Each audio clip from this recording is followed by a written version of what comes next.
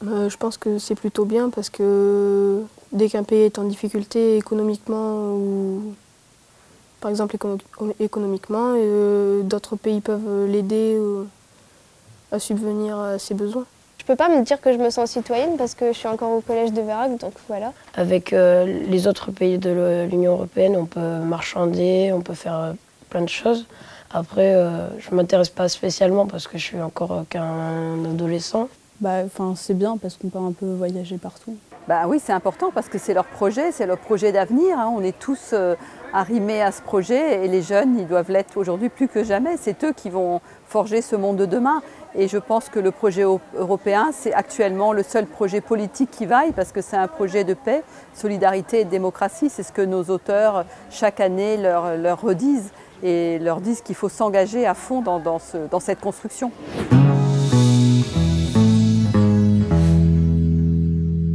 Elles font l'unanimité et elles permettent aux collégiens justement au-delà de l'Europe, mais de réfléchir au sentiment de liberté, de solidarité, au sentiment de qu'est-ce que c'est qu'une vraie frontière, à la nécessité d'apprendre les langues étrangères et aussi à la nécessité de lire d'autres auteurs pour mieux apprendre à se respecter. Nous sommes un collège rural. L'accès à la culture n'est pas toujours très facile dans le sens où il faut à chaque fois mobiliser des bus pour se déplacer et qu'on se heurte toujours à des problèmes de financement.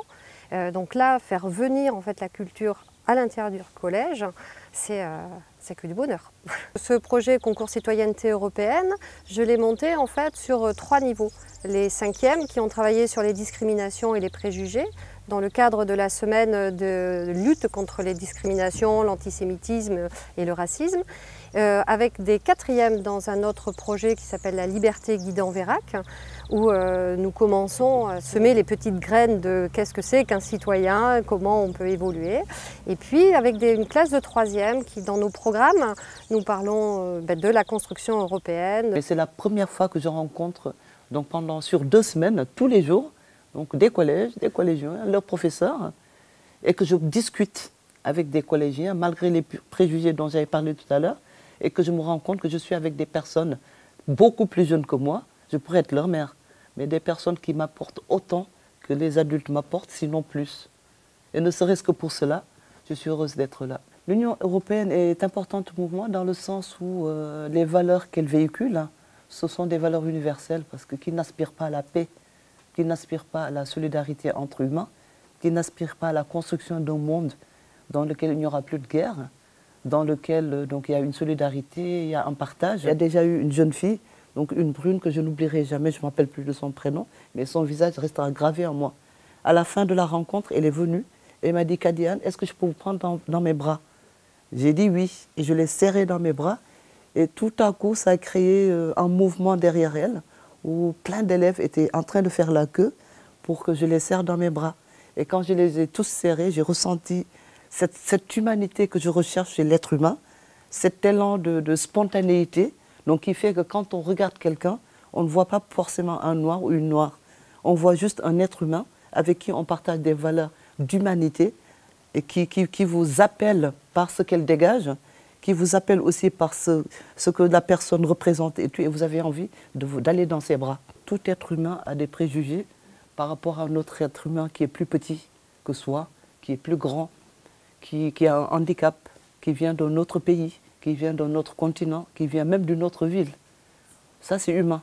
Donc les préjugés, on les a. Sans préjugés, on ne serait pas des humains. Et en même temps, on a besoin de ces préjugés pour pouvoir nous rencontrer, nous découvrir. Imaginez un monde sans préjugés, où tout le monde pense du bien de tout le monde. On s'ennuierait tellement. Ce monde-là serait tellement plat qu'on n'aurait rien à apporter les uns aux autres. Donc si les préjugés existent, c'est bien pour qu'il y ait aussi la possibilité, malgré les préjugés qu'on a d'une situation, d'un pays, d'un être humain, de pouvoir affronter la réalité de l'entité, que ce soit un humain, une situation ou autre, sur laquelle porte le préjugé. On rencontre la réalité et on se forge en corrigeant ces préjugés. Et je pense que l'existence des préjugés est faite de telle sorte que ça nous permet en fait de nous enrichir et de nous remettre en cause. Une rencontre très intéressante, enrichissante et parfois même bouleversante pour moi. Je fais une fois un jeu avec les enfants. Je leur ai demandé de me citer leur plat principal préféré. Et puis, petit à petit, donc ils ont évidemment dit ce que disent tous les enfants, pizza, pâtes, hamburger, Coca-Cola. Et tout à coup, on a des nems, des sushis. Tout à coup, on a vu que si on prend leur plat principal, si on prend leur quotidien, simplement leur quotidien, ils voient qu'ils sont évidemment mélangés, qu'on ne peut pas réduire notre vie à une entité nationale, et que de fait, on voyage déjà dans nos têtes, dans nos habitudes, et que ce voyage-là est absolument possible, et on vit dans une civilisation en Europe, et c'est rare, et on oublie à quel point c'est précieux.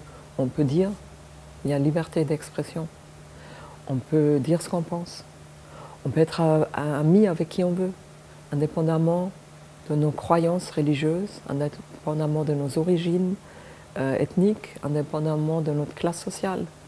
Ce n'est pas le cas partout dans le monde. C'est le cas, je dirais, aujourd'hui en Europe, en Amérique du Nord, dans quelques pays en Afrique, dans quelques pays en Asie, au Moyen-Orient, dans quelques pays. C'est très rare. On vit dans une époque qui est sombre. Donc ça, c'est aussi l'Europe, il faut le préserver. On peut voyager, on peut s'installer où on veut, on peut travailler où on veut. Finalement, après maintenant presque une semaine, les élèves qui ont des parents qui sont impliqués dans l'éducation de leurs enfants, même de milieux défavorisés,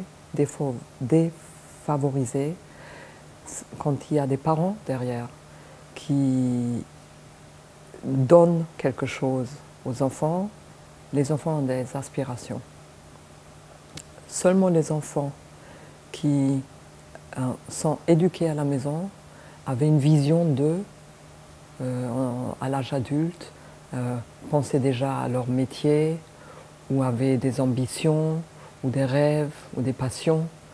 Et c'est aussi ces enfants-là qui parlaient dans notre rencontre le plus, et qui étaient finalement curieux et sont venus à notre découverte dans chaque classe. Et il faut vraiment que la France mette toute son énergie et toute son attention et toute son intelligence là-dedans, à éduquer pas seulement les jeunes, mais d'une certaine manière à intégrer les parents. Et j'ai vu, je ne peux pas vous dire dans quelle ville, mais j'ai vu un maire, ça va me revenir, vous allez peut-être m'aider, qui a eu une idée extraordinaire. Il a mis le centre, dans sa ville, le centre sportif dans la médiathèque. Et qu'est-ce qui se passe à ce moment-là? Les parents qui amènent les enfants à une activité sportive et qui ont une heure et demie à passer le temps, ils vont dans la médiathèque et commencent à lire. Et c'est l'intelligence d'un maire. Vous voyez, c'est un maire qui va changer la donne dans sa ville. Il va initier, simplement par cet aménagement spatial, il va initier les parents à la lecture et il amène les parents, puis après les enfants, dans sa médiathèque.